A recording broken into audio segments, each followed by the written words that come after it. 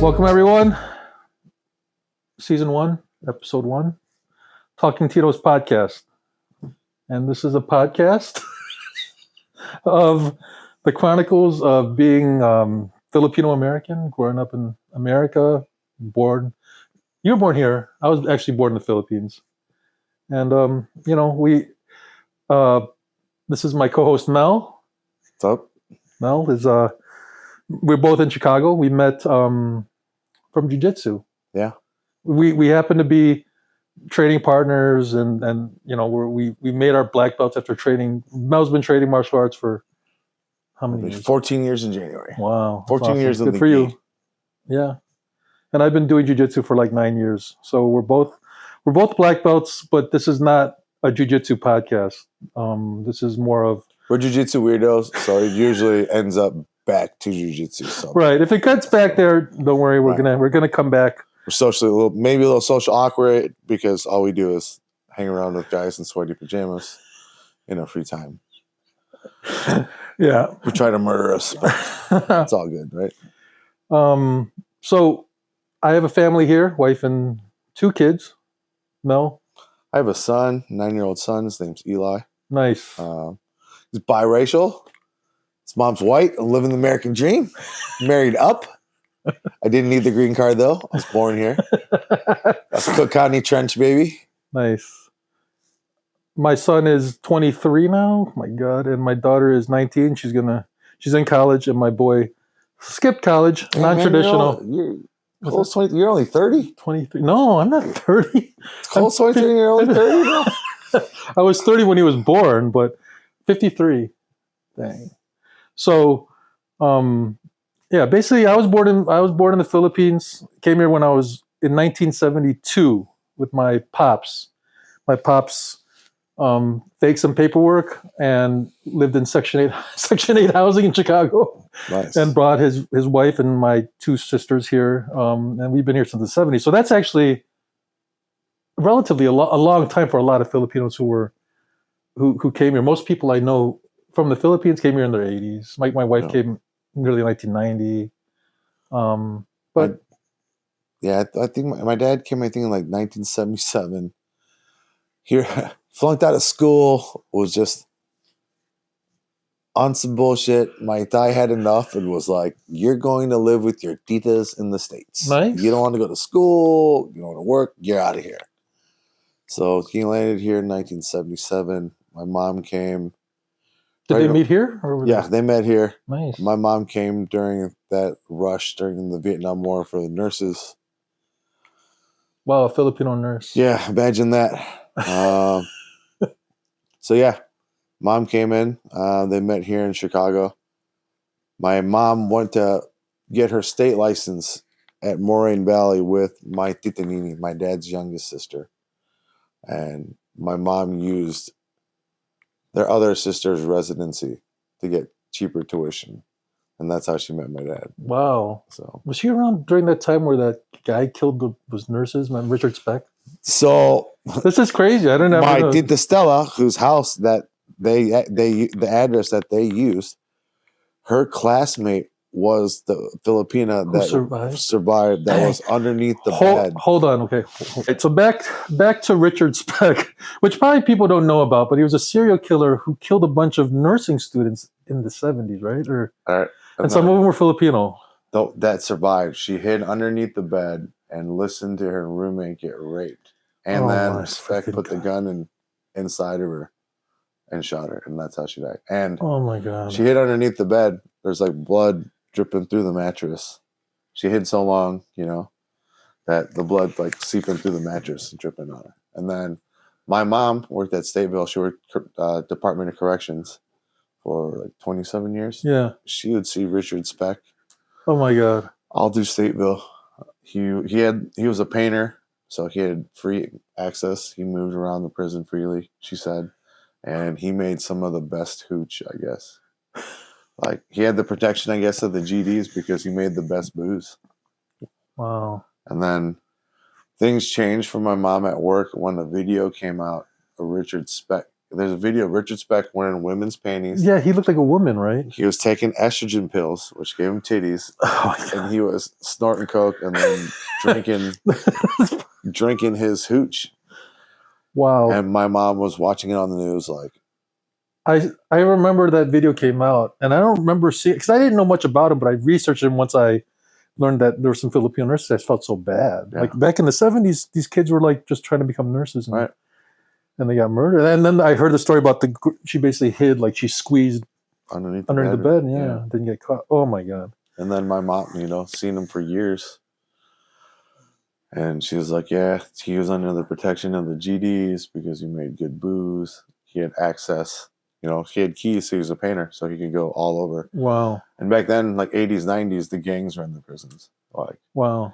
Yeah. She's like, there was gang members that had washing machines inside their cells. And she was a nurse in there. Yeah. How did did it ever like cross her mind? Like, how does this justify? Oh, dude, I've met guards and inmates that knew my mom when she worked behind the wall, and they're like, your mom's a gangster. Like, really? I got respect when I got in trouble because of my mom. I got a free haircut when I first got locked up because the dude knew my mom in Stateville. So, oh my! Yeah. So I didn't. This podcast is going to be, or sex show is going to be kind of open ended because I didn't want to be. My background is we did a podcast 10 years ago. I was telling Mel, and it was called the Filipino Heat Podcast, and we had a good following, but it was driven by guests. So we would have a guest, we would interview them and talk to them, and I thought it was going well, but it became a little bit harder to coordinate getting guests and that kind of stuff. So I wanted to be me and Mel. Mel had, meeting him in the past couple of years. He always has good stories and entertaining. And I thought, he would be a good person to, and also you're more. I feel like you're a lot more Filipino than I am, because I was born there, but I don't speak a lick. So out of my 3 siblings, I'm definitely the most Filipino. I speak the most Tagalog. I eat all the Filipino food. Yeah, I eat the majority of it, but I can't eat certain, like, because of allergies and stuff I just don't like. Yeah. I used to get gout and I'd still eat the things I'm not supposed to eat. Typical Filipino, right? But then, I helped I was my dad's right-hand man. He ran a Balikbayan business here in the Chicagoland area and the Midwest for over 20 years. Wow. So was that his business? Or? It was his business. So, So the idea will be to talk about, our backgrounds, give advice. If you take my advice, you will end up broke, in jail, and single. No, this is street. Let's say streetwise. Say I'm still raising kids. I could say, like, yeah, I did this, and or we did this. Trying to figure it out. Yeah, but it's different. I think I'm winging it. If we get a chance to talk about maybe talk to other businesses. So that podcast before, I used to talk to Filipino businesses and their success stories and their advice to business owners or anyone who is trying to be, like, successful. So if we get back to that, maybe visit a restaurant. We could visit some martial arts owners, that kind of stuff. Storm some gyms. Yeah. Old school.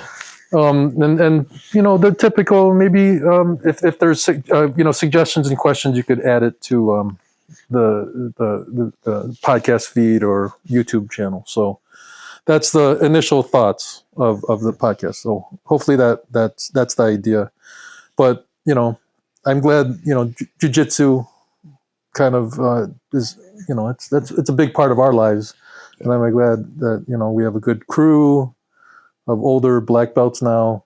And what the best part about jiu-jitsu is, especially with our group of black belts, we have IT guys, state's attorneys, insurance dads, insurance guys. Yeah. 2-time kidney transplant recipients. Right? You know, That's like humongous. I mean, that's crazy. there's a lot, and our paths probably more than likely wouldn't have crossed. Never ever. You know, Yeah. without jiu-jitsu. And not only have our paths crossed, you know, some of these guys are some of my best friends. I talk to them and see them more than I see my own family Right. because of the time we spend at the gym, spend at the time training together. So We were talking about that the other day. It's like, because like my close buddies who I went to college with, who I hung out, I was in the groomsmen, that kind of stuff. I see them maybe twice a year. same. You know what I'm saying? Yeah. But the jiu-jitsu guys, I see guys every week. Right. A couple hours, 2 or 3 times a week. We know how Shoot our the families shit. are doing, Yeah. our kids' names, like, Yeah. you know, what's on the social calendar for them, you know. So, let's just, how did you ever, like, I know you're into like mixed martial arts. We grew up on the UFC, right? Yeah. Was your idea like I want to be a mixed martial artist, or? That and like I fought growing up. I was the only Asian kid a lot of times growing up. I had a temper.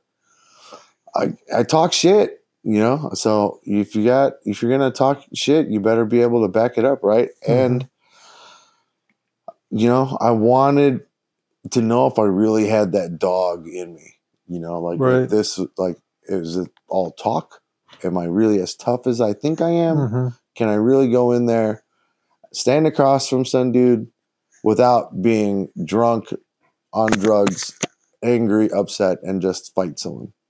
I wanted to know that for myself. Like if I had that in me, if I could, face my fears and do it and not need some sort of outside influence or courage to do Mm-hmm. it. So once I dipped my toe in it, I dove full, head first. So would you start with mixed martial arts? Mixed martial arts. I walked into it. As a kid, I did Taekwondo, wrestled a little bit. I was actually decent in Taekwondo. Took third in state, qualified for nationals. Dang, I didn't know you knew that. Yeah, so I striker at heart. Right. Knocking people out and punching people in the face is always still my first love. I do love arm barring people and choking people, but knocking people out is still, number one for me. But yeah, got a call from one of my best friends. I was on parole. Things were going good, but then I realized I was kind of like following the same routine. I was going out, I was drinking, staying out late, hanging out in bars again. And I was like, man, this is how it starts. Mm-hmm. Well, my best friend called and was like, hey, there's an MMA gym in downtown Plainfield and they got a class at 9. You want to go? So I stayed in that night, drank some water, went to I think it was like a 9 a.m. class. 9 a.m. class. Yeah. And I did okay on the feet. Right. But then when I went to the ground, I got murdered. I got destroyed. Yeah. And I popped up and was like, take my money. I got to learn this. I'm like, this. That's what happens for a lot of people. Either they're going to be like, I never want to do that again, or they're going to be like, sign me up. Yeah. And for me getting punched I grew up fighting my cousins, we were all tight. The family rule was, no crying, no blood, no broken bones. So we had to govern ourselves. Right. It was like Lord of the Flies, like we policed ourselves. Nice. So that, there were a lot of fist fights that happened. I was not ever scared to, get into an altercation, get punched in the face. I've been getting punched in the face. My dad used to beat me when I was a kid. I deserved a lot of it. So yeah, I mean, it was just kind of the next step was like, I wanted to try this. And then you get old. I got sick. Getting punched in the head's probably not good for you anymore when you're like in your 30s. So I still wanted to train and be involved in the fight game. So I set a goal for myself. I'm like, I'm black belt by 45. I put on the gi at 32. And then got my black belt last year. October was the 3rd. Nice. With the rest of the guys, 13 years later. So, wow. Perfect, man. Yeah. Wow. They're like 10 years, but I'm like, I'm going to give myself a little, cushion. Like, so if we can do it by 45, we're good. So I had, kidney failure, dialysis, 2 kidney transplants. That's crazy, man. And I stuck with it, and I'm glad I did. That's a resilient story, man. There's days where I was like, man, what am I doing? Is this worth it? And I never cried. I never asked people to go easy on me or make an excuse. Like, if I was on the mat that day, I came for the smoke. Like let's get after it. So, yeah. Awesome. I remember my son was 14. And so this is like 9 years ago, and he was like, "Yeah, can we do some martial arts?" And I was already like looking into boxing and stuff like that. Mm. And I was like, I don't really want to get him hit in the head too often. You know what I'm saying? Because I played football, but he was too small for that, and I just don't think like the CTE stuff is real for some people, not for everyone. Yeah, people play football and they're 100% fine. Some people play football and they want to commit suicide. Right? I'm sure I got to touch a CTE. I had to have my nose fixed. Spent like $60,000 on my nose. $60,000. Yeah, man. Deviated septum, turbinate reduction on both sides. My left ocular nerve is damaged from getting jabbed in the eye. I took a thumb with the gloves, or with the glove. With gloves? I took a boxing glove in the eye, a thumb glove in the eye. One time that messed it up pretty bad, and I had a ton of scar tissue in this nasal cavity. When the ENT doc showed it to me, it looked like he had it in a jar. It looked like tripe, like a big piece of like. And it was in your eye? It was from here all the way back. It was just scar tissue. Oh my God! They took it out. Because I stand orthodox, so it was just from the repetitive, getting jabbed. And he's like, it was way worse once I got in there. He's like, I just kept cutting, and it just kept. Dude, you don't even see a scar in your eye, that's pretty awesome. So, this isn't the nose I was born with. Shout out to Joliet ENT. Oh, wow. Yeah. So I said, let's look into what else you want to train? He's like, let's look into jiu-jitsu. And I'm like, all right, where's the closest place? And it happened to be where we still train. And we showed up. Cole, I want you to, I'll sign up with you, but I don't want to sign up right now. I'll sign up like 6 months when you're into it. And because I didn't want to sign up like with him and then he's going to quit and then it'd be dumb. Right. It'd be like, why did I come? So yeah, I used to sit on the side and just watch him roll around with adults. And finally, like 6 months later, I'm like, all right, I'll sign up. And so I think my personality is if I do something and I'm okay with it, I'll just continue. I could just do it.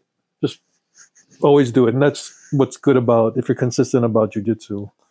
Yeah, I have an addictive personality. Mm-hmm. So like I had a lifestyle issue growing up. I was addicted to the streets. I like just doing shit that you're not supposed to do. Right. So I needed to fill that rush. Something needed to replace that. And I do very well with my ADHD. I do very well with routine. Yeah. So the whole grind of jiu-jitsu, mm-hmm. I was cool with. Right. The grind is what stops a lot of people from getting their black belts is they can't take. Yeah. Look, it took me 13 years. It's a lot of time. It's a long time to get your ass beat, so but I'd like it kept me from going out, the regiment of it. Like, all right, I wake up every morning at 7, mm-hmm. Eat my breakfast, drink my water, take my medicine, take my pills, get to class, sets the tone for the day. So that helped me keep me on track. And like I said, I need something, mm-hmm. right? And whether it's lifting weights, I work at a strength and conditioning gym, and I do jiu-jitsu. So I need these things to just keep me centered. I really think jiu-jitsu should be the sport for Filipinos. Because it's either that or it's not basketball. Every Filipino wants to play basketball. Like, bro, we either like gymnastics, jiu-jitsu, or jockeys. Maybe wrestling. Right? It's like basketball, guys. It's one advice. Here's advice. If your kid wants to play basketball, really think about it. Because knowing, look how tall your wife is, look how tall you are. They're going to be that tall around your age, and if you really want them to be, My son is 9 and he's halfway full grown. He's more than halfway. He's like 2/3. He's 2/3. I know some families they spent so much time and money and for their kids to play basketball, and they're like 5'9". I got a buddy like that I grew up with. He's 5'5", 5'6". His wife's 5'2".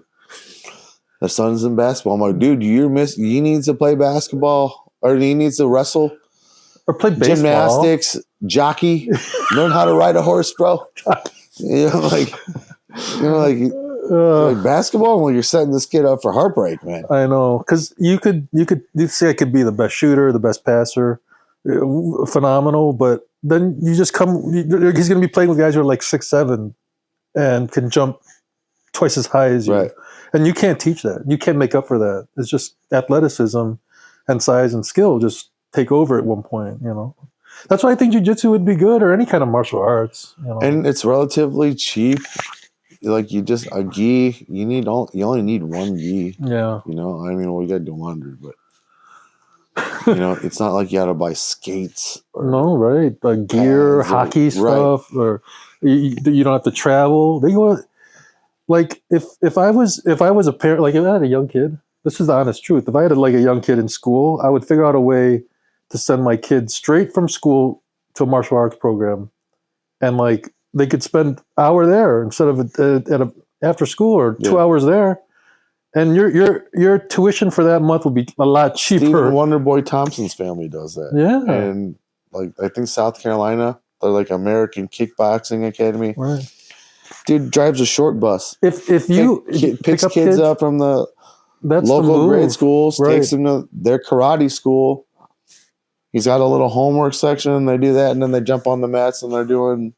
People pay a couple $100 a month, maybe more, a couple $100 a week, just for daycare. Dude, daycare is the hustle. That's the business to get into right there. I was, I mentioned it. That shit is stupid expensive. Yeah, maybe that's an idea, huh? Don't steal this one. My son's mom ran a daycare for a while. Dude, I think it's almost it's probably more now because this was a few years ago. It's almost $1,000 a week. Oh my God. You know how many? It's crazy. Any instructor would take $1,000 a week and be like, yeah, every day your kid. And then even if you only need it 1 day a week, right? You still need to pay, because if you give up that spot, there's people lined up. You even if you don't need daycare for that week or whatever, right?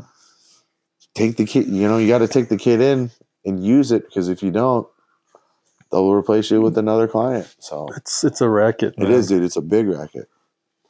God, I mean, yeah, it would be so if someone worked on some kind of system where just straight to martial arts. Yeah.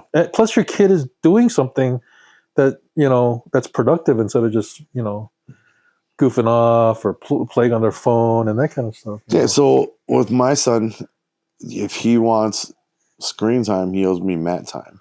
That's awesome. He does Muay Thai. He trains jiu-jitsu with us. Yeah, and strength conditioning too, right? He does strength and conditioning class on Saturday. Crazy, so man. He basically does everything I do. And then even if he wants V-Bucks or whatever for Fortnite or Roblox, right, you got to crank out 50 burpees. What? I'm like, bro, this shit ain't free. You got to pay me in sweat equity, buddy. That's awesome, man. And he'll get down on the basement floor. How many? 50? Bet. All right, Dad. I did my burpees. So it's not. And I'm lucky that he has no interest with team sports. And I am not knocking team sports, but right, a lot of parents put kids in team sports with. Well, they travel baseball, basketball, you know what I mean? Yeah. Right. You're trying to make him the next Shohei Ohtani, right. Spending all this money. Nothing wrong with sports, but that a lot of people say travel baseball. Right. My sister does travel soccer. Her daughter's really good at soccer. But sometimes they travel all over the United States for soccer. I did travel soccer. I played in Europe one summer for 3 weeks. Dang, did 2 tournaments. Man. Good for you. Yeah. Secret life of Mel. Did I feel like I've lived quite a few lifetimes, but that's what happens when you're kind of dumb. So the life has been definitely interesting for me. Right. Yeah. Yeah. So, but I'm like, how come you can't find another 5th grade team in the state of Illinois to play against instead of traveling to freaking Michigan, when they're like in 5th grade or something like that? And I was like, now I know some people, they got like scholarships and stuff for their kids, which is great, but I think you got to determine, like, is my daughter, my son good enough to actually like play in college? And don't be delusional and be like, yeah, it could happen, D1, and then realize you kind of spent all that money and time and all that stuff. And part of with me is my philosophy with Eli is like he trains Muay Thai, Jiu-Jitsu, and then strength and conditioning. I let him choose on what he wants to do. So the days that I have him, Muay Thai and Jiu-Jitsu are on the same days. So when I pick him up, I have his gi and I have his gloves. Oh, nice. So it's awesome. Where do you want to go? Right. And then he doesn't get burnt out. Like I remember a few years ago, he was doing Muay Thai for like a couple months straight because he was watching Cobra Kai with his mom. So he's all, Dad, you know how to punch and kick? I want to learn how to punch and kick. So I was like, oh, that's fair. Right. He'd see me hit the bag, see me shadow boxing. It's like, I want to learn how to do that. Cool. Well, and then he seen me putting my gear together, grabbing my gi or whatnot, and he was like, I miss wearing my gi. I'm like, I kind of want to go jiu-jitsu. I'm like, well, dude, let's go. I've still been paying tuition. So, yeah. So it keeps him from getting burnt out. He's starting to spar now in Muay Thai. So he's like, Dad, can we switch up the schedule? I want to start going to Muay Thai on Tuesdays instead of jiu-jitsu. So I'll go and he goes to Muay Thai on Sundays as well. It's like Muay Thai / MMA type class. Mm-hmm. So, then like I said, he doesn't get burnt out. He feels like he gets to make the choice. He's got some autonomy to it. Do you think when he's with you guys, do you raise him like with Filipino customs and stuff? He does, man. He speaks some Tagalog, like he says putang ina, that's his favorite word. And I was like, hey, dude, that's a bad word. He's like, Lolo says it. I'm like, yeah, right. That's so bad. I didn't know what it meant for a long time until I actually like thought about it. Like, that's first bad. Tagalog was all bad shit because it was from my dad. My inay ni tay tarantadong bata ito punyeta ka, sampalin kita, So it was all that shit, all those like, irritated expressions. So, and like his mom, she's been in my life for 18 years now. Wow. So she's been around the family. She gets it. We're going to see Joe Coy on Friday. Nice. It's like our 5th time. We took pictures with them. Cool. So we're gonna take Eli. So and he gets it. He knows Tito, Lola, Manos. So cool. That's awesome.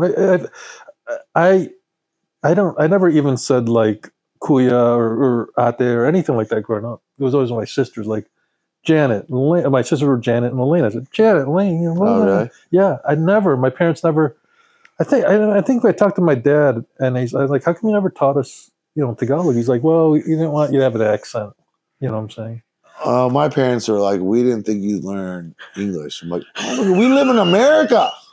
What do you think I watch on TV? You think Sesame Street's in Tagalog? You think Mr. Rogers is speaking French? So I spoke Tagalog at home with my grandparents. That's hilarious. And then English at school. So yeah, I don't know. To this day, I wish I spoke it. And even my kids now, both my kids have tutors online trying to learn Tagalog. Really? Yeah, but it's like not the same because Krista, Eli's mom, tries using like Google Translate and that shit. And I'm like, yo, that's not how we talk. That's not how I was taught how to say that. Yeah. My daughter has actually some guy in the Philippines and pays him like $3 a session. $3 That's cool. American, $3 or $4 American, which is 150 pesos, 200 pesos. One of my sister's like good girlfriends Yeah. from grade school. I remember her coming around the house, like I said, when my sister was a kid. After she graduated college, she went to like Cambodia, Korea, Philippines to teach English. Her Wow. Tagalog is better than mine. Dang. So like she's like straight fob. Like I think you could, if you immerse yourself and just dude, watch she shows. immersed herself in the Yeah. culture. You know, like wear chanelas, like stop shaving her legs the whole night. Yeah. They shaved her legs. Not they do now because of Maybe the internet, now. but back in the day they didn't. Yeah, that's fair. That's fair. I mean, you know. So this will be episode 1. I know we strayed a little bit, but this is the kind of our Welcome to the mind of an ADHD Filipino or 2. or 2. And you know, we'll have we're shooting for a content consistent, and that's my goal, and we'll see where it goes from there. If you like the show, please comment and click there, or all that bullshit we say. Click there, subscribe and like, and send it to your hold friend. on. My son used to say when it was like one of his first phrases. Was it Subscribe. like, click, and subscribe? Yeah, right? like, click, and subscribe. And He used to run around when he was like 4. Like, bro, what does that mean? right. Remember, my daughter was like, when YouTube started playing commercials, she's like, "Oh, there's a commercial." I'm like, "Dang, you're spoiled." Here's what cheers me out is my son was like 3 or 4. His ass can't read, Right. but finds every video he's looking for. I'm like, how are you doing this? Is it voice or Like, something like you- that? He can't read, dude. Yeah, crazy. And like you're like, Dad, let me find this video. Let me Can see he your type? phone. Dude, he find it. Oh, he Dude, just find it? here, Wow. Oh, here it is, Dad. Dad, remember that video of the squirrel doing the thing? Here, let me find it, Dad. Here's the squirrel, the video doing the thing. I'm like, year 4. I'm like, you still pee on the floor sometimes. I'm like, you can find videos. I'm like, what the fuck? All right. Thank you for watching. We'll see you next time. Thanks.